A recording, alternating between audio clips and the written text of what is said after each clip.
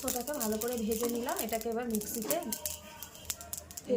কাজু আর পোস্তটাকে ভেজে নিয়েছি, এর মধ্যে একটু টমেটো কুচি দিয়ে দেবো, দিয়ে পেস্ট করে নেব। দিয়ে পনির টুকরো টুকরো করে কেটে নিয়েছি। এখানে ক্যাপসিকাম, ফুলকপি ছোট ছোট করে টুকরো করে নিয়েছি, আর আলু ছোট ছোট করে টুকরো করে নিয়েছি।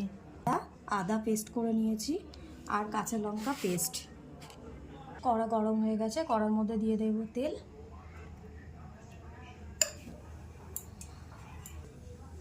তেল গরম হয়ে যাওয়ার জন্য হালকা দিয়ে দেবো নুন। পনিরটা হালকা হালকা ভাজা হয়ে গেছে, এটাকে বেশি ডিপ ফ্রাই করবো না। দেখুন, এটাকে এবার আমি তুলে নেব। মধ্যে আলুগুলো ভেজে নেব।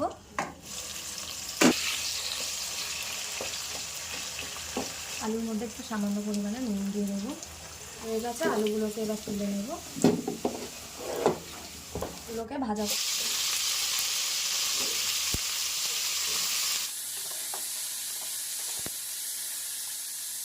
ফুলকপির মধ্যে সামান্য পরিমাণে নুন দিয়ে দেবো, দিয়ে ফুলকপিটাকে একটু হালকা লাল লাল করে ভেজে নেব। একদম হালকাভাবে ভেজে নিয়েছি, এবারে এক এক করে তুলে ফেলবো। আর গোটা গরম মশলা দেবো, আদা বাটা পেস্ট করে 1 চামচ দিয়ে দিলাম, জিরের গুঁড়ো, পরিমাণ মতো নুন দিয়ে দিলাম,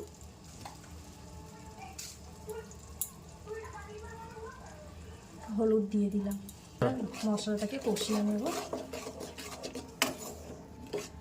টমেটোটাকে পেস্ট করে রেখেছিলাম, সেটাকে দিয়ে দিলাম। এটাকে এবার ভালো করে ভেজে নেব মশলাটাকে। গোলমরিচ গুঁড়ো করে রাখা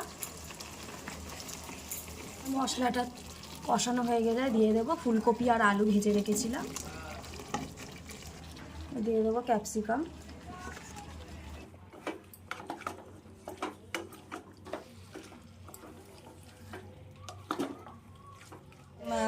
পনিরগুলোকে ভাজার পরে জলে ভিজিয়ে রেখেছিলাম সেটাকে দিয়ে দিলাম।